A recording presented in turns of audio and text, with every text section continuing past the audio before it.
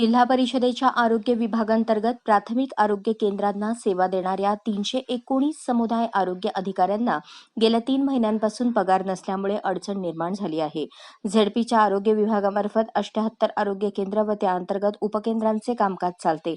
या आरोग्य केंद्रावर ग्रामीण भागातून येणाऱ्या लोकांच्या आरोग्याची काळजी घेण्यासाठी राष्ट्रीय आरोग्य अभियानांतर्गत 319 कंत्राटी डॉक्टरांची नियुक्ती करण्यात आली आहे.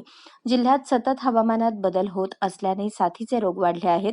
अशा परिस्थितीत हे कंत्राटी डॉक्टर आरोग्य केंद्रांवर लोकांच्या आरोग्याची काळजी घेण्यासाठी सेवा देत आहेत. असे असताना गेल्या 3 महिन्यात या डॉक्टरांचा पगार झालेला नाही. वास्तविक मार्च अखेर विविध योजनांसाठी झालेला खर्च व पगारासाठी शासनाकडून मोठ्या प्रमाणावर निधी येतो. त्यातून हा प्रश्न मार्गी लागणे अपेक्षित होते. पण आता एप्रिल महिना सुरू झाला तरी या डॉक्टरांचा मानधनाचा पत्ता नसल्याचे दिसून आले.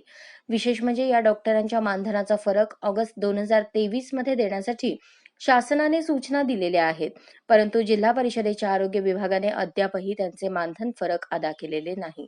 तसेच मागील 3 महिन्यांचे वेतनही दिलेले नाही.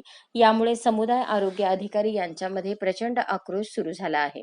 अनुदान असतानाही जिल्हा लेखा व्यवस्थापक यांनी मानधन अदा केलेले नाही व अनुदान संपल्यानंतर आता ओरड सुरू झाल्याच्या तक्रारी समुदाय अधिकाऱ्यांनी केल्या आहेत.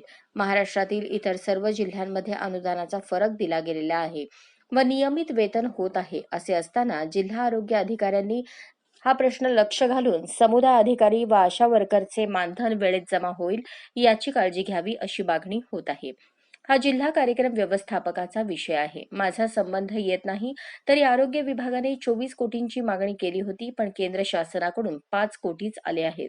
उर्वरित अनुदानासाठी पाठपुरावा सुरू आहे अशी माहिती राष्ट्रीय आरोग्य अभियानाच्या जिल्हा कार्यक्रम व्यवस्थापक वैशाली थोरात यांनी दिली.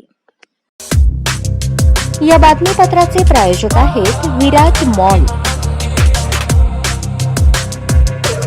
अशाच नवनवीन अपडेटसाठी जनता राज्य न्यूज चॅनलला सबस्क्राईब करा, लाईक करा आणि शेअर करायला विसरू नका.